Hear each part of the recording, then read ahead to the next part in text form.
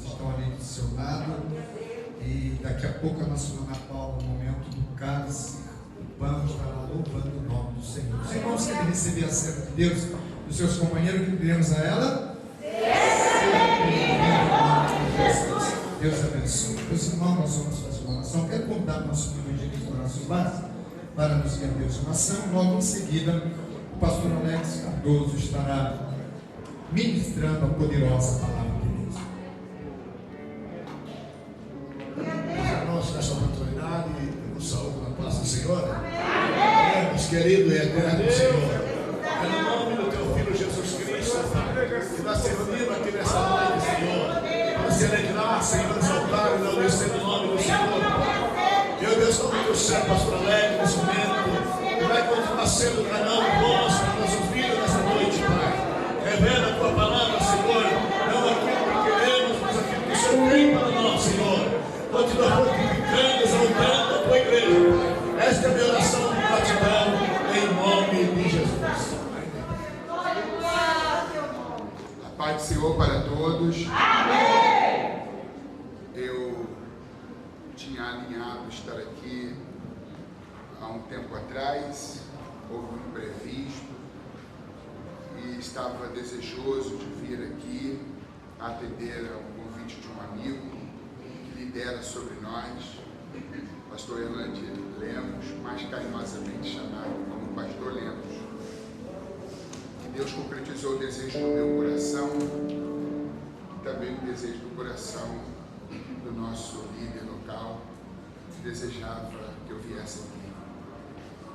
Quero louvar a Deus pela vida de cada um de vocês, esse rebanho lindo, dedicado ao ministério de caráter eterno, que é o ministério do louvor e da adoração, porque é o que nós faremos por toda a eternidade, cantaremos e adoraremos. O meu ministério vai cessar, eu não canto, não tenho esse dom lindo que vocês têm. No céu ninguém vai ficar ensinando nem pregando, mas o dom de vocês é de caráter eterno. Eu quero louvar a Deus por isso. Estou chegando de viagem, cumprindo uma agenda no meu estado de origem, Rio de Janeiro. Estou há 12 anos e meio aqui. Tudo que eu desejo é que este carioca, está há mais de uma década em São Paulo, seja aceito, seja recebido como estou sendo recebido aqui. Isso eu valorizo muito e eu sou muito grato a todos vocês. Antes de entrar no mérito da palavra, eu quero dirigir a minha fala ao meu filho, que foi e voltou dirigindo, Alex Júnior, estava lá atrás, e aos meus amigos, pastores Gilson Oliveira e o pastor Ácio Vaz, que já foram apresentados aqui. De pé ainda, abram a palavra de Deus em 1 Reis 19. Louva a Deus pela vida dos pastores, dos auxiliares, dos obreiros que ocupam essa tribuna.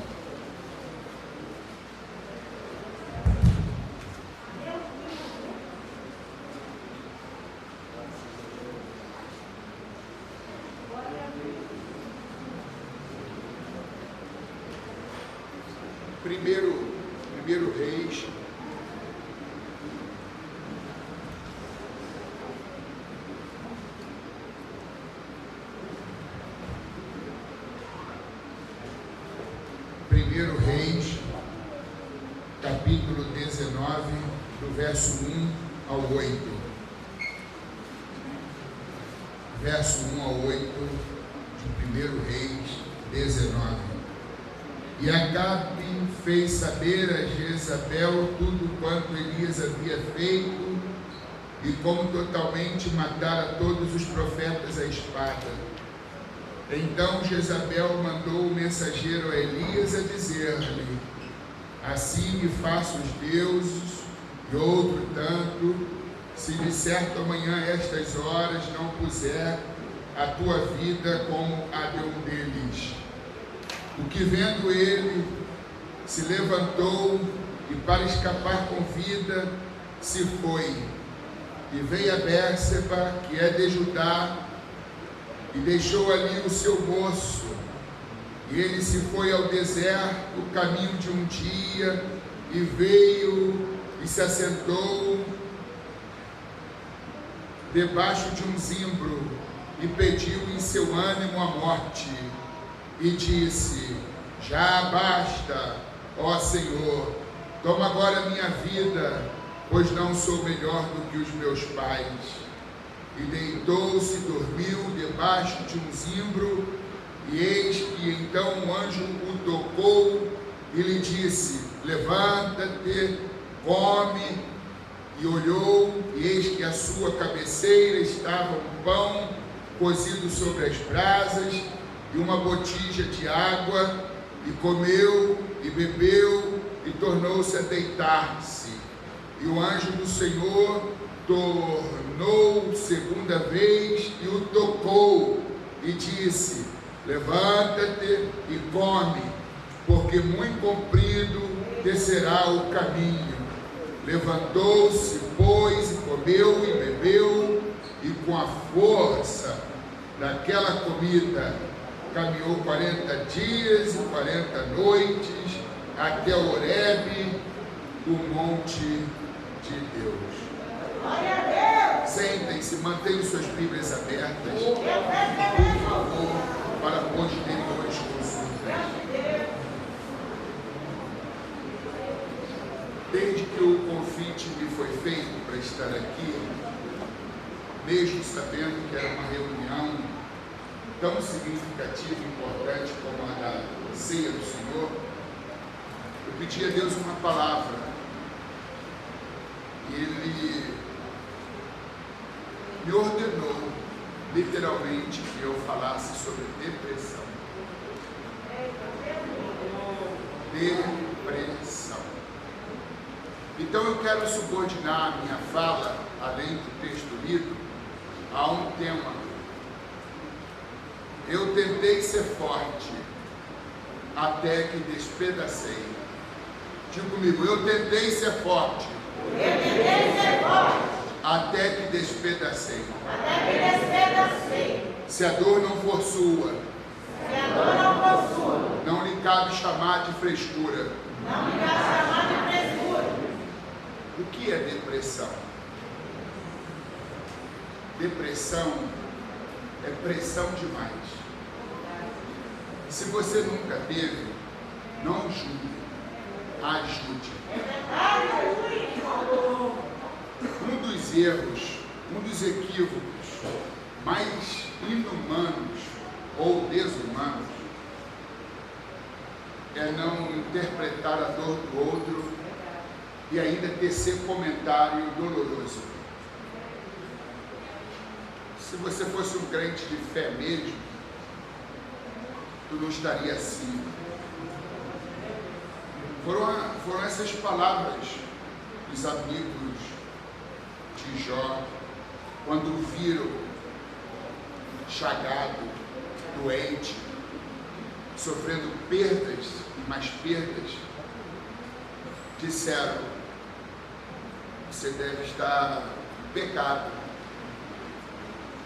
porque se você estivesse afinado com o Eterno, em comunhão, na presença de Deus, Ele jamais permitiria que você chegasse a esse estado. Alguns mais indelicados dizem: oh, levanta, para com esse negócio, isso é frescura. E com essas palavras, a gente acaba acrescentando dor à dor da pessoa. Muitos crentes, eles cometem um outro erro chamado a espiritualização do humano. Eles espiritualizam tudo. Como se o crente, por ser crente, como o crente por orar e por ter a Bíblia como regra de fé, ele está imune às dores, aos percalços, às lutas, aos reveses, às enfermidades. Nesse sentido, todos nós somos iguais, somos vulneráveis, susceptíveis, frágeis. O que toca aí, toca aqui. O fato de eu ser líder, pastor, não me dá imunidade. O fato de eu ter comunhão com Deus e amá-lo sobre todas as coisas, isto não impede de Deus permitir que eu seja provado. A Bíblia diz que nem ao seu próprio filho Deus poupou, antes agradou moê-lo. Paulo, na segunda carta aos Coríntios, a partir do versículo 24, ele narra com requinte de detalhes os sofrimentos por que passou. Todos os grandes homens de Deus e mulheres de Deus passaram por vales inóspitos, passaram por crises, passaram por problemas, por desafios. É um erro achar que, por eu amar a Deus e servi-lo, Ele vai me poupar da dor e do sofrimento. Quando chegamos neste mundo, nós já fomos inseridos num mundo que está sob o efeito do pecado, sofrendo as consequências. O ímpio morre de bala perdida, mas o justo também. Grandes homens de Deus no passado e ainda no presente foram transpassados, mortos por espada. João Batista, talvez o maior profeta do Novo Testamento, ele foi decapitado, morreu de uma morte trágica. E agora a gente se volta para esse texto e nos deparamos com um ícone, com uma referência moral e espiritual do Antigo Testamento, o profeta Elias. Um homem timorato, audacioso, corajoso, fervoroso, comprometido com Deus e com a palavra de Deus. Um homem que realizou feitos hercúleos. Mas Tiago, na sua carta, na epístola que leva o seu nome, capítulo 5, versículos 17 e 18, ele diz: e Elias é um homem sujeito às mesmas paixões que nós. Orando ele, o céu se fechou e por 3 anos e meio não choveu. Orando ele, para que Deus abrisse os céus se abriram e houve chuva. E apesar deste homem ter tanta intimidade, afinidade com o Todo-Poderoso, ter um ministério miraculoso, ele, nesse texto, revela-nos a sua vulnerabilidade e a sua humanidade. Ele está aqui vivendo um estado de melancolia, de angústia, de tristeza e de desânimo profundo. Esse texto fala de uma experiência dolorosa em que viveu o profeta Elias. Ele é um camponês, a grosso modo um caipira, que vivia nas regiões remotas de Gileade, uma cidadezinha perdida no mapa. Israel, na época de Elias, tendo a sua capital do Reino Norte, Samaria, onde ficava o palácio, cujo rei era Acabe e a rainha Jezabel. Este rei havia se acumpliciado com uma mulher pagã, idólatra,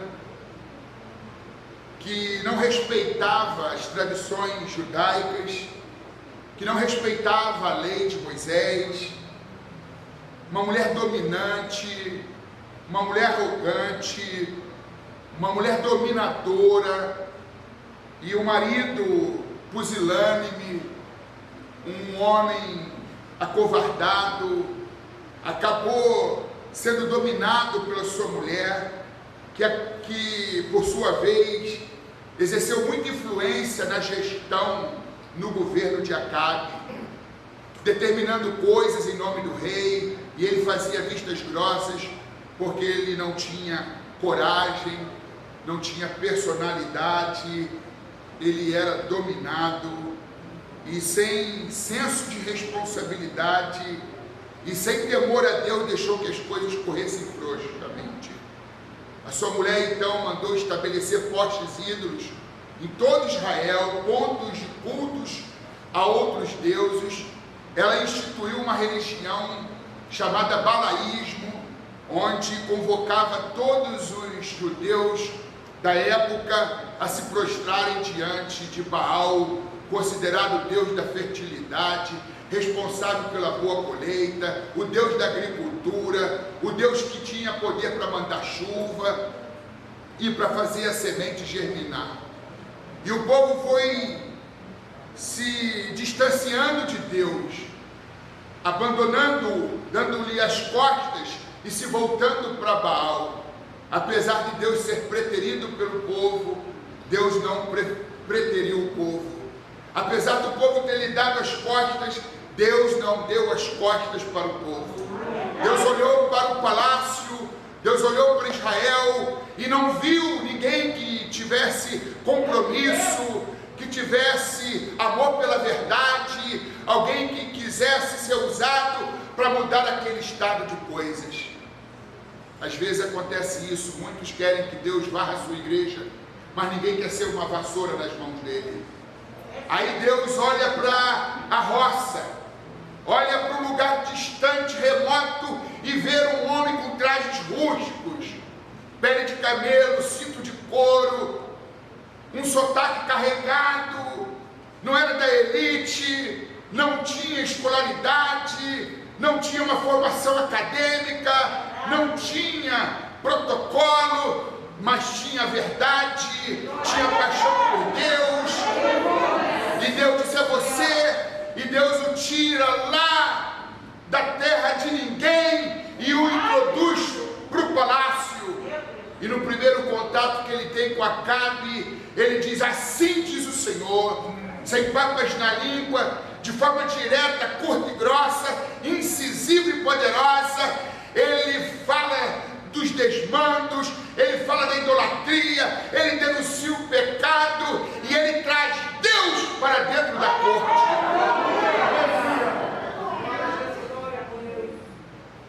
E de repente começam a planejar a sua morte, esquemas, conluios, tramas. Deus então disse: saia daqui, esconde-te. E o direcionou ao ribeiro de Querite e disse: não se preocupa que eu vou cuidar de você, eu sou Deus provedor. Todas as manhãs e tardes eu vou enviar os meus garçons, que eram os corvos, que levavam para Elias, à margem do ribeiro de Querite, pão, e ele bebia do ribeiro. Para encurtar a conversa, para encurtar a nossa prédica,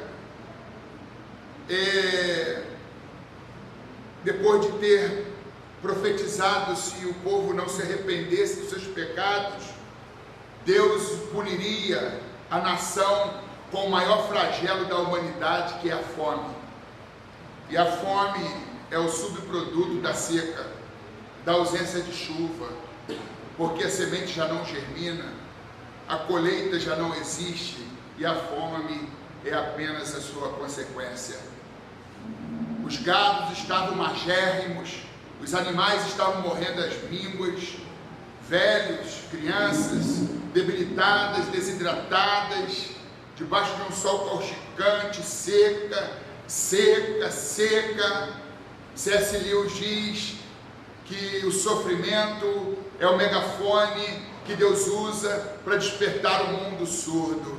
Algumas pessoas são despertadas por Deus com tapinhas no ombro, enquanto outras só com safanão no pescoço. O profeta foi ignorado, suas advertências não foram levadas a sério, e o povo fez ouvidos moucos, o rei fez ouvidos moucos, a rainha não se arrependeu dos seus pecados. Então Deus puniu a terra com a seca e com a fome. Era Deus chamando a atenção, punindo porque ama. A Bíblia diz que Deus castiga todos aqueles que Ele ama. É uma forma de trazer a pessoa de volta para o centro da sua vontade, de forma que a pessoa seja a pessoa certa, no lugar certo, no tempo certo, para fazer a coisa certa, da maneira certa. Aí, meus queridos irmãos, Elias, então, 3 anos e meio depois, ele volta. E quando ele volta, ele vê que o povo ainda está cocheando entre 2 pensamentos. O povo ainda não havia abandonado Baal e se entregado a Deus totalmente. Ele então, diante dos 450 profetas de Baal, diante de Acabe e sua comitiva, ele lança um desafio. Estão aqui 2 animais para o sacrifício. Um deles vocês farão o holocausto, a entrega. O outro eu farei a entrega ao meu Deus. E o Deus que responder com fogo, esse é o verdadeiro Deus. Então ele deu um dos animais para aqueles representantes do Balaim, do culto a Baal. E eles então começaram a invocar o seu Deus. E de manhã, diz a Bíblia, até o meio-dia, eles clamaram, mas Baal nada dizia. De forma que eles então começaram a se retalhar, se autoflagelar-se, e Baal nada dizia. A Bíblia fala em tom irônico que Elias então reverbera as seguintes palavras: clame mais alto. Quem sabe se ele não fez uma viagem e ele está muito distante. Clame mais alto. Quem sabe se ele não está dormindo. E a Bíblia viva, a Bíblia parafraseada viva, é ainda mais irônica. Diz: clame mais alto. Quem sabe se o vosso Deus Baal não está no banheiro com desenteria. E ao meio-dia, não havendo resposta por parte de Baal, eles estavam cansados, exaustos, exauridos, debilitados. Aí Elias então entra em cena e diz: agora eu vou sacrificar o animal em holocausto ao meu Deus. Ele fez uma oração curta e fervorosa, dizendo: Deus de Abraão, de Isaque e de Israel, manifeste que tu és o verdadeiro Deus e faça descer fogo do céu. Mas antes dele fazer essa oração, ele foi meticuloso, cuidadoso, zeloso. Ele reparou o altar que estava quebrado, para não passar a mesma vergonha que os profetas de Baal passaram. Ele demonstra reverência, ele demonstra zelo naquilo que ele faz para Deus. E ele pediu que trouxesse cântaros de água, porque havia feito um rego em volta do altar, e o rego ficou cheio de água. As 12 pedras que ele usou para construir e organizar o altar, representando cada pedra uma das tribos de Israel. E ele disse: traga novamente mais cântaros de água, traga novamente mais cântaros de água, de forma que a água transbordava pelo rego.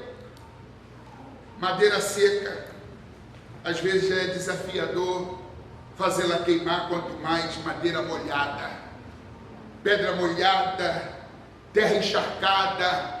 E ele então ora a Deus, e imediatamente Deus lhe responde com fogo. O fogo desce, consome o holocausto, pega fogo no altar e lambe toda a água que havia no rego. E fica muito claro que o Deus de Elias é o verdadeiro Deus. Aí o versículo de número 46 do capítulo 18 diz que a mão do Senhor estava sobre Elias, o qual cingiu os lombos e veio correndo perante Acabe até a entrada de Jezreel. Elias sempre teve a percepção de que a mão de Deus estava sobre ele. Nunca se esqueça deste fato. Ainda que você passe pelos vales, ainda que você atravesse momentos difíceis, ainda que você não sinta, mas a mão de Deus está lá. O versículo de número 40 do capítulo 18 diz: e Elias lhe disse: lançai mão dos profetas de Baal, e nenhum deles escape. E lançaram mãos deles, e Elias o fez descer ao ribeiro de Quizon, e ali os matou. Que empreitada! Um a um ele foi matando, ao todo 450 profetas de Baal. Depois daquele esforço hercúleo, depois de ter sido usado tão poderosamente por Deus para definir de uma vez por toda quem era o verdadeiro Deus na terra de Israel, Jezabel é informada acerca do ocorrido. O versículo 1 do capítulo 19 diz: e Acabe fez saber a Jezabel tudo quanto Elias havia feito, e como totalmente matara todos os seus profetas. Ela que havia introduzido o balaísmo, ela que havia introduzido aquela religião pagã, ela percebeu que quando seu marido chegou em casa, ele estava um tanto quanto apreensivo, melancólico, e disse: o que houve? Disse: puxa, homem, o que está acontecendo? Eu te conto. Vai contar sim. E ele então começa a narrar os fatos. Elias apareceu lá, e ele matou todos os profetas da tua religião. Ele envergonhou o seu Deus. Foi algo inenarrável. Foi algo de muito negativo para a fé da sua religião. Ela se encolerizou. Ela fica completamente endemoniada. E ela então ordena a um mensageiro para que aquele determinado cidadão fosse até onde estava Elias e dissesse a queima-roupa, em riste, com o dedo em riste: amanhã, neste mesmo horário, tu serás um homem morto, como tu matara todos os profetas. Daqui 24 horas, você já não é mais um homem vivo. Elias se esqueceu que a mão de Deus estava sobre ele, porque o medo entrou, e o medo anula a fé, compromete a confiança. O medo tanto é um sentimento como é um espírito. Quando Paulo, ele percebeu que o medo estava sendo um estorvo para o crescimento e o aperfeiçoamento do ministério de Timóteo, seu filho na fé, ele disse para Timóteo: Deus não te deu espírito de medo, mas de poder, de amor, de fortaleza e de moderação. Existem muitas pessoas que são toscas, existem muitas pessoas que elas não têm desenvoltura, porque elas são travadas pelo medo, elas recuam, elas se estacionaram, elas se deixaram dominar pelo espírito de medo. E no momento de medo, de temeridade, de apavoramento, de desespero diante daquela notícia dita por aquele mensageiro. Ela está encolerizada, enfesada, mal-humorada, endemoniada. Ela disse que amanhã, neste mesmo horário que tu tirou a vida dos profetas de Baal, você vai perder a tua vida.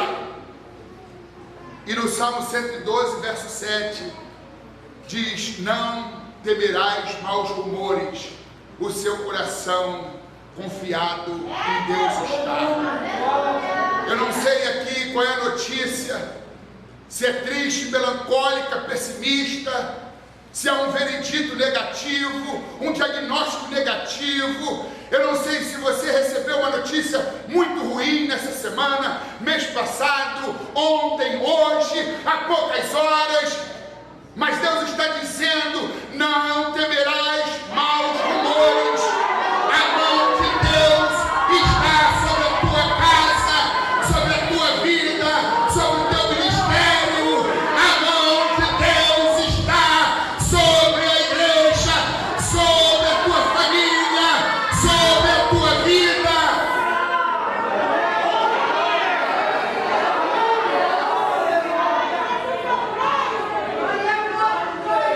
Elias teve medo. Quem diria um homem tão intimorato, tão corajoso, tão fervoroso, tão audacioso, e agora ele demonstra fraqueza. Está certo o apóstolo Tiago: Elias é um homem sujeito às mesmas paixões que nós. Ele também era de carne, ossos, sangue, músculo, pele, cartilagem, tutano. Senso de humanidade. Tu pode ter talentos, dons, habilidades, potencialidades, mas e daí os teus pés são de barro? A excelência do poder é de Deus e não do vaso. O talento é de ouro, os dons são de ouro, mas o vaso é de barro. Todas as vezes que Deus usou Elias para fazer feitos hercúleos, não era Elias que era bom demais. Por detrás daqueles feitos estava a mão poderosa de Deus, garantindo êxito, garantindo sucesso, garantindo progresso. Mas Elias é tomado por um medo desmedido, um medo patológico, e a Bíblia diz que ele teve medo. E Acabe fez saber tudo quanto Elias havia feito, e como totalmente mataram todos os profetas da espada. Então Jezabel mandou o mensageiro Elias a dizer: assim se façam os deuses.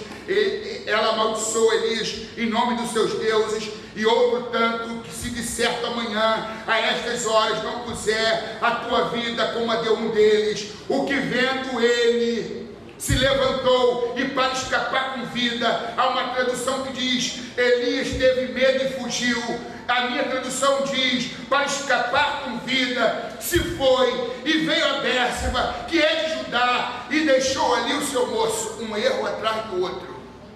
E estes são os sinais de depressão. O depresso, ele tem muito medo. Medo de sair de casa, medo de ajuntamentos. Ele tem medo de tudo, porque os pensamentos mais pessimistas ocupam e dominam a sua mente. Fica redio, se reclusa, e a Bíblia diz que Elias teve medo, e ele fugiu, e deixou ali o seu moço. Tudo que uma pessoa deprimida precisa é de amizade sadia, sincera. É de um companheiro, de uma companheira, é de um amigo, de uma amiga, que esteja ao seu lado dizendo: olha, não baixa a cabeça não, Deus é contigo. Você sempre me falou que tem a mão de Deus sobre a tua vida, e você já não percebe mais essa mão? Não, mas ela está lá, pode acreditar. Mas as pessoas deprimidas, elas se isolam, elas abrem mão do companheirismo, elas se enclausuram nos seus quartos, elas não querem atender a visitas, elas se recusam a responder recados do zap, e devolver o telefonema. Elas se calam, se silenciam. E esse é o estado de Elias. Medo e isolamento deixou ali o seu moço. Deixa eu te acompanhar, Elias. O que está acontecendo? Tu é minha referência, tu é meu líder. Fica aí, moço, não me acompanhe. E a Bíblia diz que ele fugiu para Bérseba, que é de Judá. Caminho de um dia, sem marmita, sem quentinha, como diz no Rio de Janeiro, sem marmitex, como diz aqui, sem cantil de água, debaixo de um sol causticante. Ele caminha durante um dia, queimando energia, caloria, e não a repondo, e vai se debilitando, se exaurindo, se estressando, e num determinado lugar do deserto, ele encontra um zimbro, um arbusto aromático, chamado também de giesta. Não é muito comum encontrá-lo no deserto, mas Elias, na sua caminhada pelo deserto, vê aquela giesta que produz fruto comestível, tipo uma vagem arredondada, com pelos. Ele então se recusa a comer, porque às vezes a depressão compromete o apetite, a pessoa não tem apetência, e ele não quer comer do fruto, ele quer apenas se sentar ali debaixo. E isto tem nome: prostração.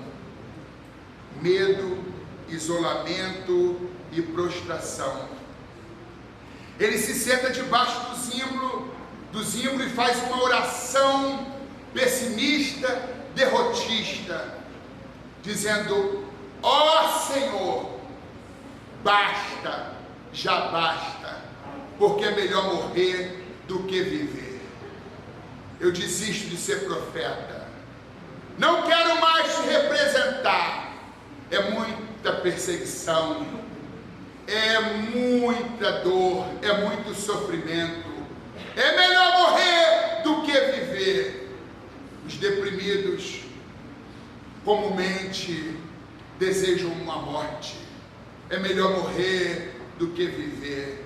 É a fuga da realidade, é não querer encarar os problemas, os percalços, as vicissitudes, as mazelas, as dificuldades de frente. Então é melhor sair deste cenário, deixar este mundo habitável e partir para o além. É melhor morrer do que viver. É melhor morrer do que viver. Mas Deus tem ainda uma obra muito grande. A vida de Elias não acabaria debaixo do zimbro. Talvez você tenha parado, e talvez você já tenha concluído que acabou, é o teu fim. Mas eu vim aqui para dizer que muito comprida é a tua caminhada. Martin Luther King Jr., um grande estadista norte-americano, diz: voe, mas se não puder voar, corra, mas se não puder correr, ande, se não puder andar, arraste-se, mas não pare.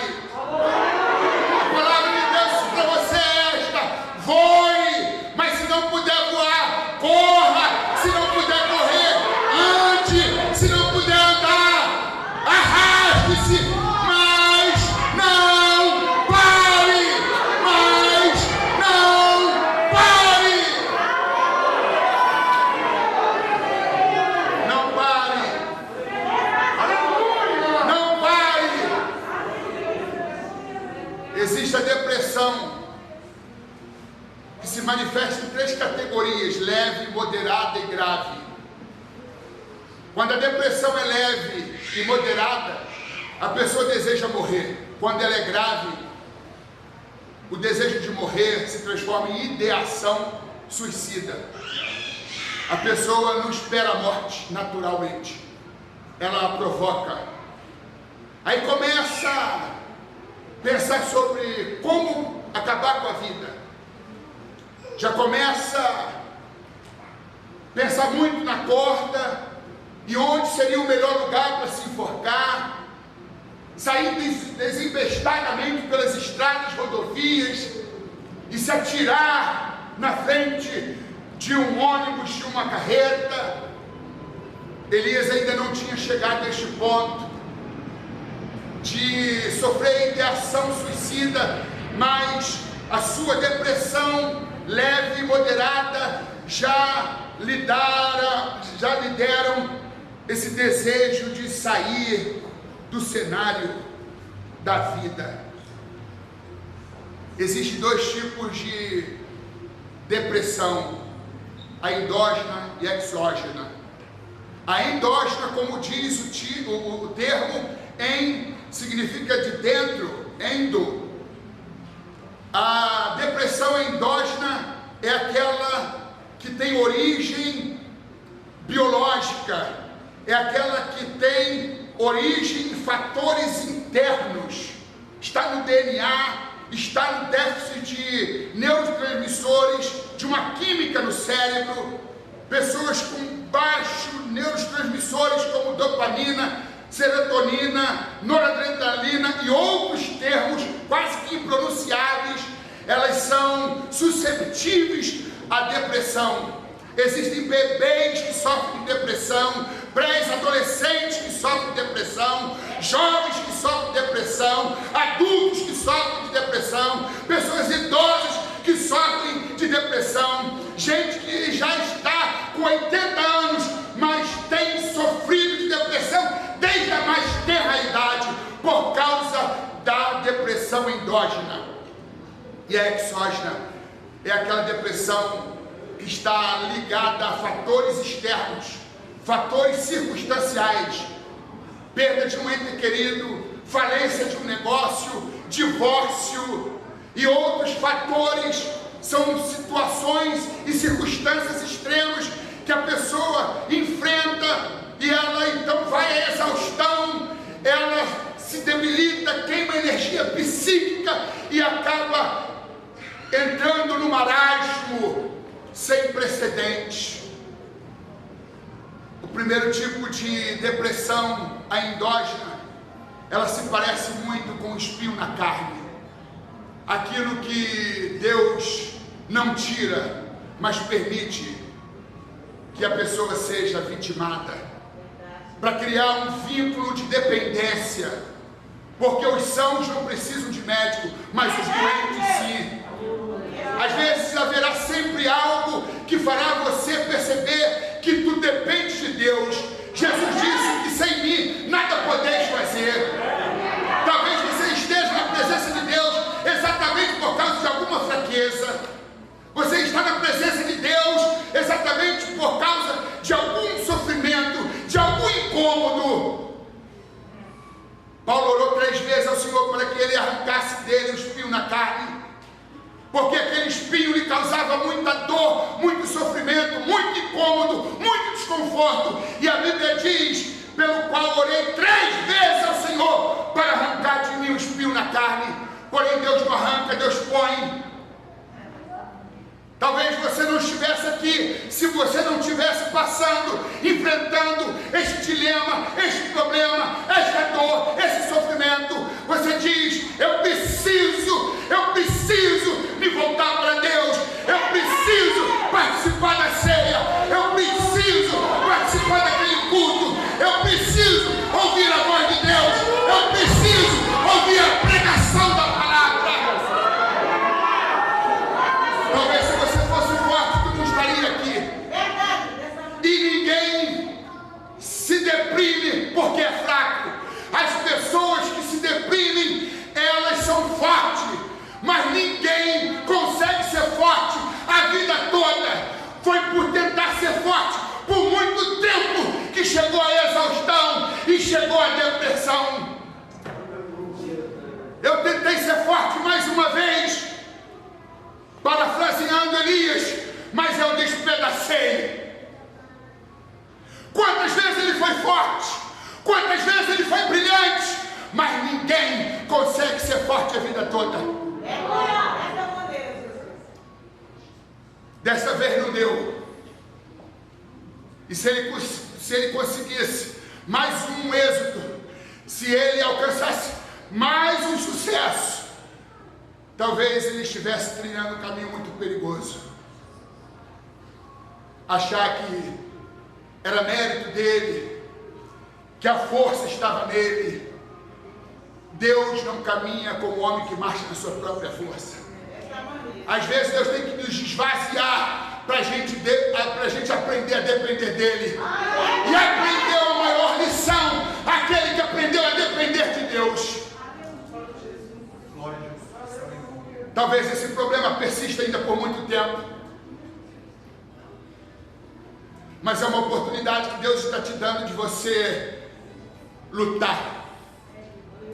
Caminhar em direção à luz, buscar força na oração, buscar força na congregação, buscar força na presença de Deus. E quando Paulo orava, Senhor, arranca de mim, Deus ficou em silêncio. Deus arranca, remova esse espinho, Deus ficou em silêncio. Deus arranca, remova esse espinho. Na terceira vez que Paulo orou, a Bíblia diz que Deus se pronunciou: Paulo, a minha graça te basta, a minha graça é suficiente. Talvez você tenha um problema congênito, talvez você esteja se debatendo desde que nasceu com algumas enfermidades e doenças, mas você está aqui e é a prova de que a graça de Deus, ela está evidente na sua vida. Quando Deus disse: Paulo, a minha graça te basta, ele não ficou revoltado, porque afinal não era essa a resposta que ele queria. Ele queria ouvir Deus dizendo: estou removendo o espinho, eu estou te curando, eu estou te restaurando, já não existe mais espinho. Não foi isso que Deus falou.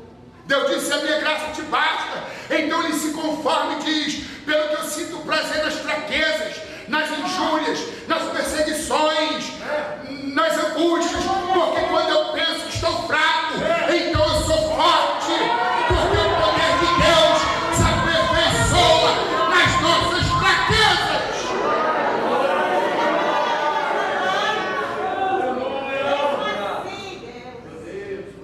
Eu tentei ser forte até que despedacei. Se a dor não for sua, não cabe você chamá-la de frescura. Depressão é pressão demais. Se você nunca teve, não julgue, ajude. Aí estava Elias lá, debaixo do zimbro, sentado, prostrado. Sabe o que a Bíblia diz? Ele deitou-se e dormiu. Estava sentado, agora ele se entrega totalmente. Ele deita e dorme. Está no deserto, não tem farmácia. Está no deserto, não tem farmacêutico.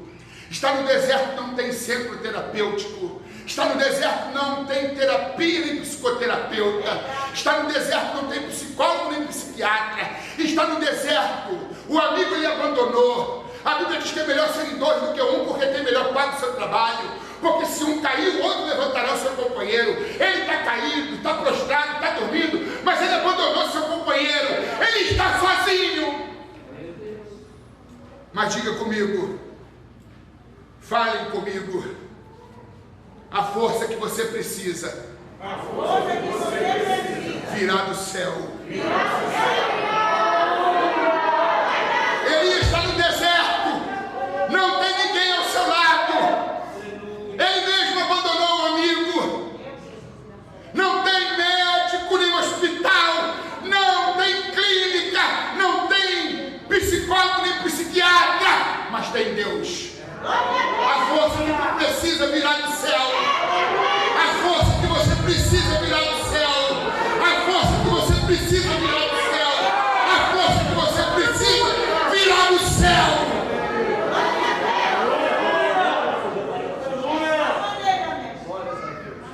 Nem sempre há explicação para a dor, mas há um aprendizado.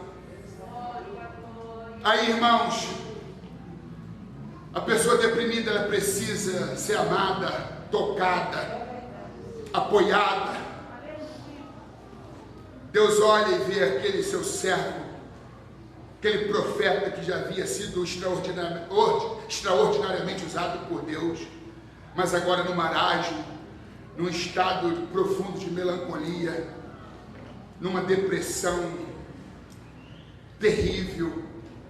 Deus então dá ordem ao anjo e diz: desça, leve este pão assado na brasa, no forno da padaria do céu, e leva essa água geladinha na botija para o meu servo. Ele precisa sair debaixo do zimbro, ele precisa ser acordado, ele precisa se levantar, porque a obra ainda não acabou. Ele desistiu do ofício, mas eu não desisti do oficial. Ele desistiu da minha obra, mas eu não desisti do meu obreiro. Deus não desistiu de você, minha irmã. Deus não desistiu de você, meu irmão. Deus não desistiu de você, obreiro do Senhor. A tua força virá do céu. O anjo veio, tocou em Elias. Está dito aqui 2 vezes que o anjo tocou em Elias. É o que Deus está fazendo hoje em algumas pessoas. Deus está tocando. E disse: desperta, olha para a cabeceira. Tinha um pão assado na brasa e ele comeu. Tem uma botija de água e ele bebeu. Comeu, bebeu, e a Bíblia diz que tornou a se deitar. O anjo pela segunda vez o toca e repete a refeição: mais pão e mais água. A Bíblia diz que Elias comeu e bebeu, e com a força daquela comida ele caminhou 40 dias e 40 noites até Horebe, o monte de Deus. Saiu debaixo do zimbro, debaixo, e foi para o monte. O monte fica no alto. Deus vai te tirar desse marasmo, dessa melancolia, dessa depressão, desse abatimento. Vai te tirar debaixo do zimbro e vai te levar para o monte Horebe, o monte de Deus. Ele vai te levar para a presença dele, para voltar a ter comunhão com ele.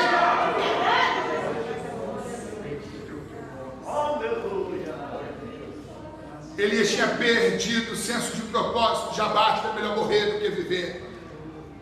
Deus não quer mais nada comigo. Eu sou um fracasso. Eu já concluí, desisti mesmo. Perda do senso de propósito. Deus vai renovar o teu senso de propósito. Se tu não sabe qual é a sua missão é sair daqui sabedora de qual é a sua missão.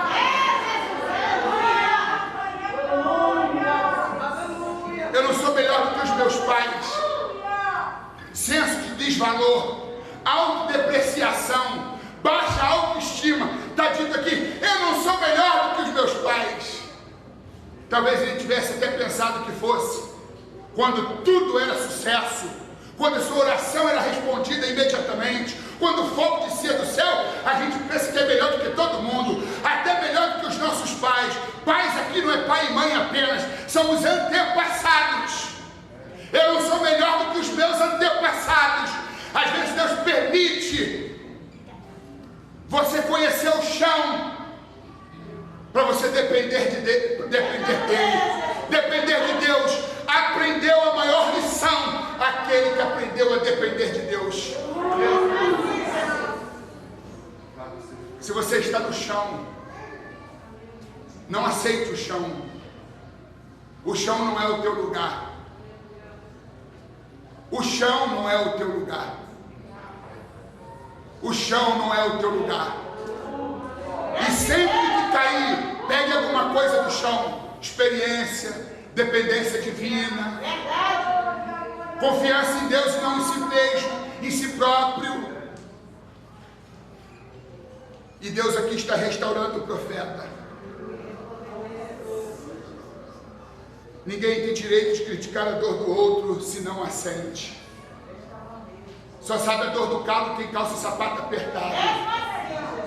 O sapato apertado está no teu pé, e é você que tem um calo. Então é fácil eu fazer julgamentalismos, é fácil eu pôr o dedo em riste, estenda o dedo da mão e não o dedo da mão. Estenda a mão do dedo e não o dedo da mão. Julgar é muito fácil.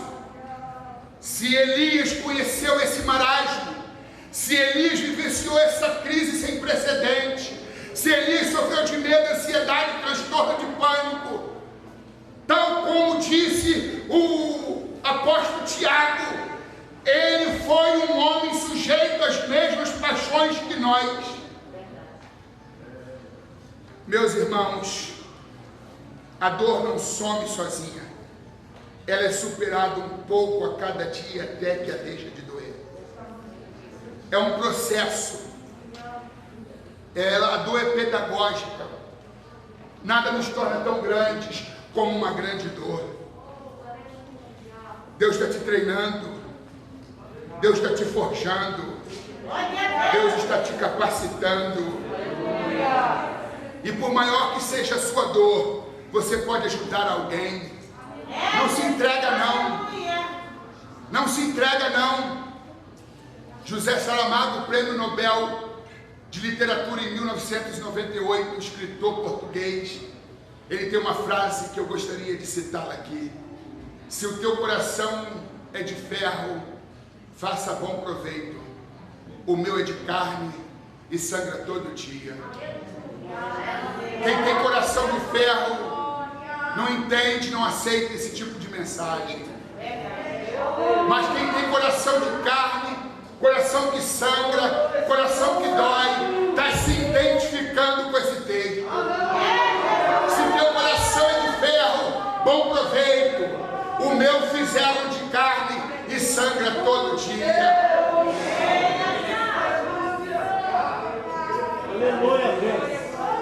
A Bíblia diz que a força daquela comida, ele caminhou 40 dias e 40 noites até o Horebe, o monte de Deus.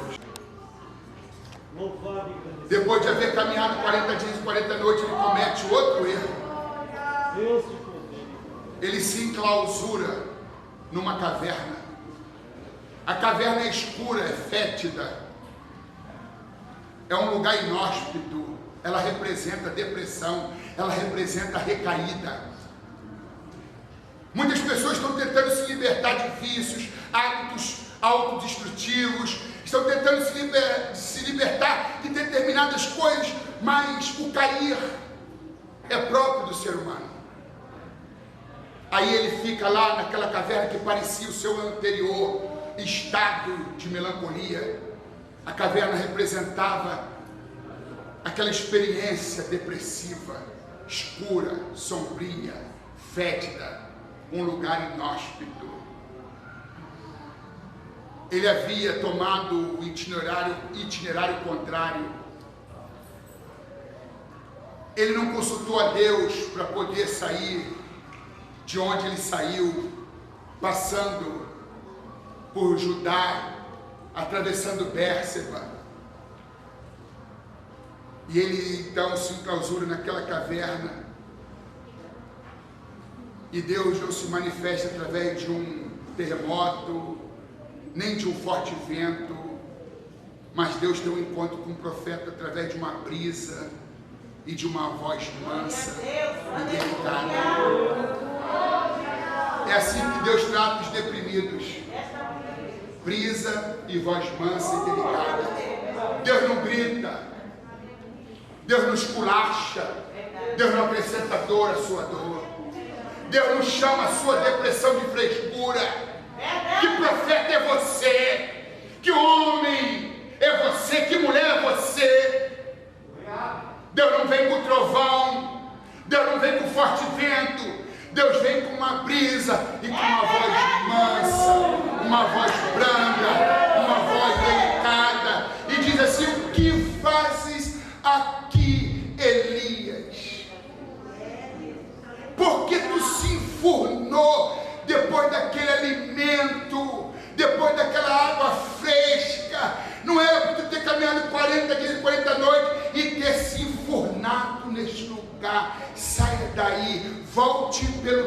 caminho, porque não é o meu caminho. Refaça o trajeto. Aceite a minha liderança, aceite a minha orientação. Eu serei o teu guia. Não fui eu que levei para debaixo do zimbro, e nem muito menos para dentro dessa caverna. Saia, Elias, da caverna. Eu não te tirei debaixo da giesta, eu não te tirei debaixo do arbusto, eu não tirei você debaixo do zimbro, agora para poder se esconder nessa caverna.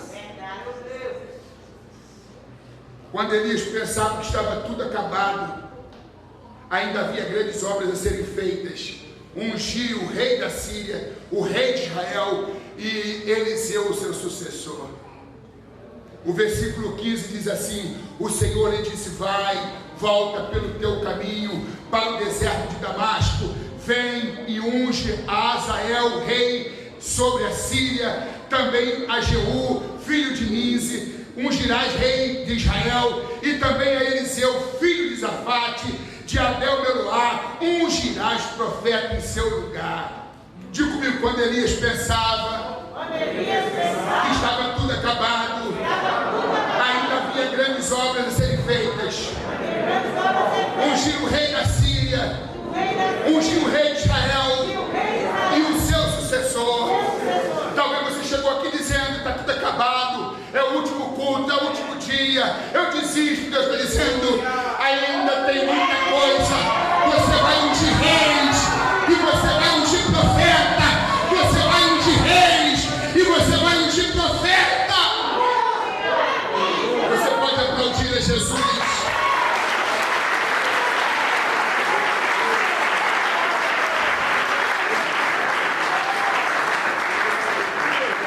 Só a gente sabe o quanto é difícil tentar ser forte o tempo todo. Se você se identifica com essa palavra, abaixe a sua cabeça. Eu vou pedir para Deus liberar um bálsamo medicinal.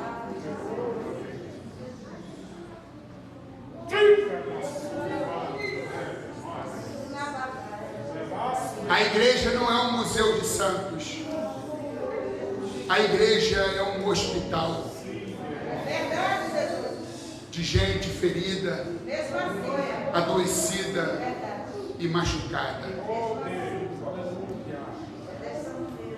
Não conheço o seu histórico,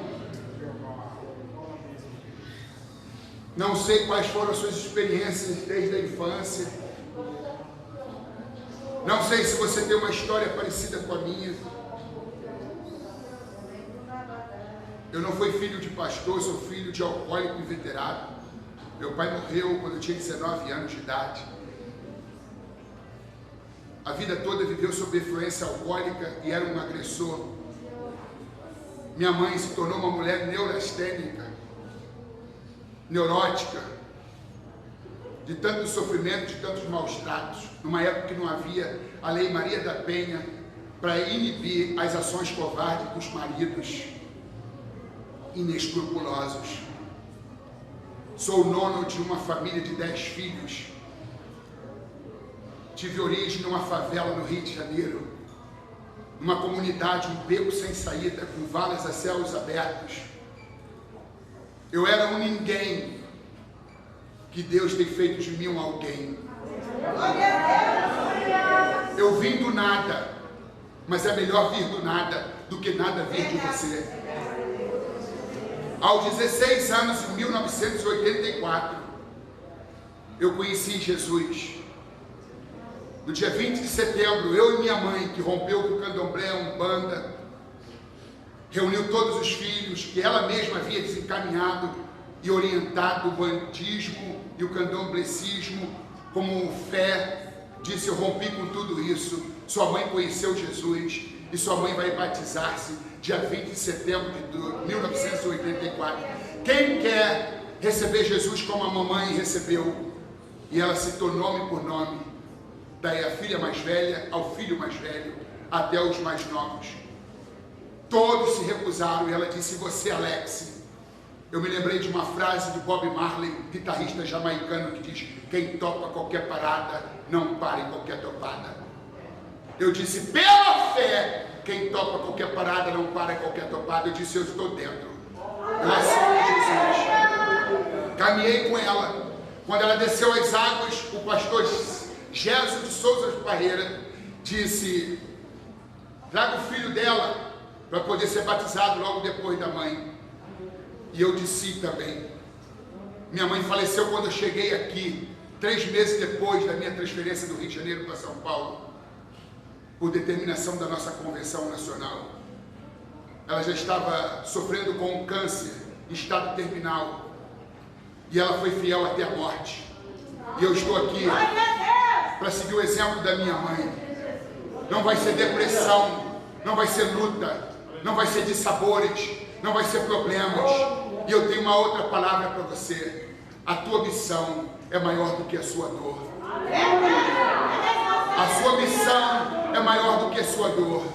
Querido Deus, eu ergo a minha voz ao trono da sua graça.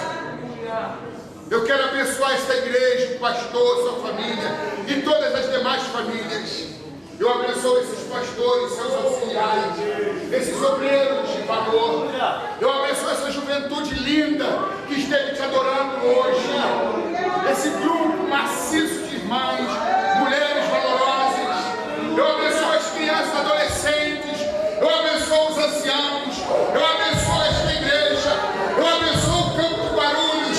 Eu abençoo o líder maior desse ministério. Eu abençoo o pastor Clementino Barbosa. Eu abençoo a tua vida. Eu abençoo a tua história. Eu abençoo a tua casa. Eu abençoo a tua família. Seja abençoado. Receba a restauração de Deus. Receba a graça de Deus. Receba o poder de Deus. A força de Deus. Você pode aplaudir a Jesus.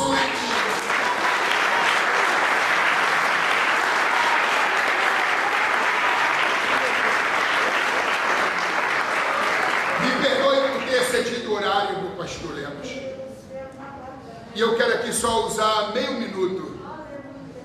Se você quer a continuidade dessa mensagem, claro, em outras palavras, porque eu não abordo aqui a experiência de Elias, mas trata-se de um livro de resiliência. Não é de autoajuda, é de ajuda do alto. Só merece o doce quem provou o amargo. E se a vida for uma barra, que seja de chocolate. Que pena que a vida não é uma barra de chocolate, é uma barra pesada. Mas esse livro vai te dar ânimo e força. Glória a Deus. Você vai encontrar aqui alento nas palavras, nos textos, nas mensagens contidas nesta obra. Outro livro para transformação pessoal. Transformar você num ser humano melhor. Como ser abelha no mundo de moscas, encarando os desafios da autodescoberta. O homem enquanto mosca é o homem que alimenta o seu estado de sujidade, seu lado sórdido de sua natureza. As moscas têm predileção por escarro, copos insepultos, latas de lixos. Mas as abelhas são higienizadas, limpas, trabalham dentro de uma colmeia, produzem mel e não larvas, como as moscas que proliferam doenças.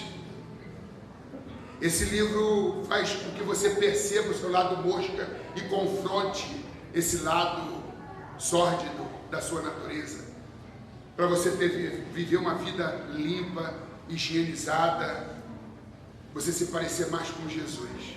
Glória a Deus.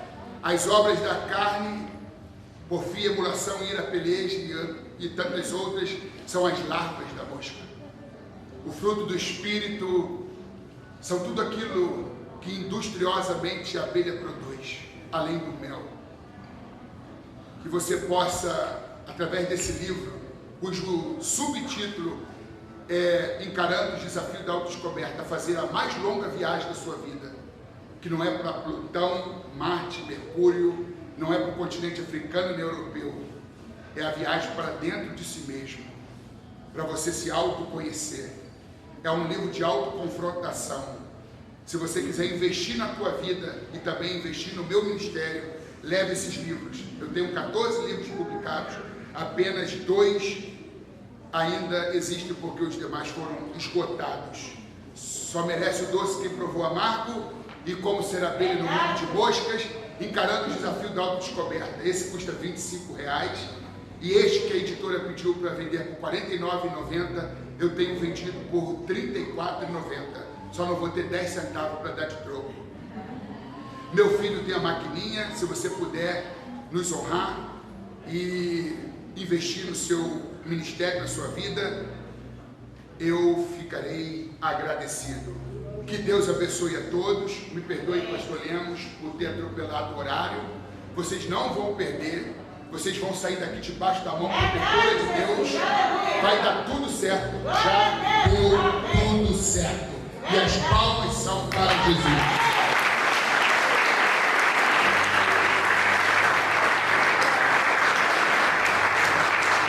Pastor Lemos, eu quero presentear o senhor. Amém? Essa obra. Muito obrigado. Tem outro microfone aí ou esse mesmo?